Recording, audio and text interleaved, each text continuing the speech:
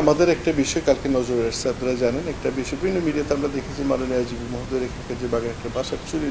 হয়েছে, এই ধরনের মর্মে একটা সংবাদ প্রকাশিত হয়েছে। এই ধরনের কিন্তু এই সংবাদটা সত্য নয় এবং এই ধরনের কোনো চুরির ঘটনা সংঘটিত হয়নি এবং এটা একটু বিভ্রান্তির বিষয় আসছে, কারণ যেটা হয়নি সেটা সব জায়গায় একটু মিডিয়াতে আসাতে এটা আমরা নিয়ে সবসময় আপনারা জানেন পুলিশ সবসময় কাজ করে আইন শৃঙ্খলা রক্ষার জন্য এবং সবসময় অপরাধীকে আইনের আওতায় আনার জন্য কাজ করে। এবং ওইটা যেটা প্রকৃত ঘটনা ছিল একটা বিষয়, রাস্তার দিকে কিছু বাইরের যে অনেক সময় এর মধ্যে একটু বৃষ্টি ছিল, একটু ঝড় ছিল এবং হচ্ছে বিদ্যুৎ ছিল না, কিছু তার ছিঁড়ে পড়ে গিয়েছিল বলে আপনার যে অনেক সময় কিছু তার চুরি করে জন্য আছে সার্ভিস তার নিয়ে গিয়েছিল, আমাদের একটা নজর আসছে। এগুলো বাসার সাথে কোনো সংশ্লিষ্ট নেই বাইরের। আর আমরা প্রতিনিয়ত কাজ করি এই সংক্রান্তে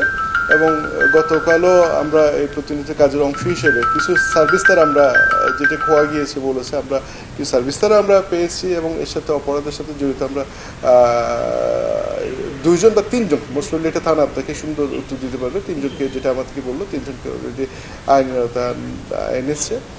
আর একটা বিষয় আপনারা আছেন বিভিন্ন সময় আমরা দেখছি, এটা আমরা কাজ করতে গিয়ে অনেক সময় কিছু তার এইভাবে কিছু লোকজন কেটে নিয়ে যায় বিভিন্ন দিকে, রাস্তা বলে বলে নিয়ে কিছু দোকানে যে কোষাটা ছাড়ানোর পর তামাটা বিক্রি করে। সেখানে এটাও বলবো যারা কিনে এরা তো অবশ্যই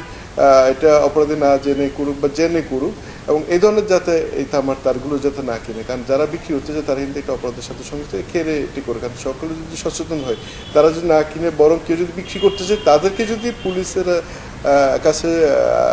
তথ্য দিয়ে যদি আইনের আওতায় আনার জন্য সহযোগিতা করে সেক্ষেত্রে এই চুরিগুলো বন্ধ হবে।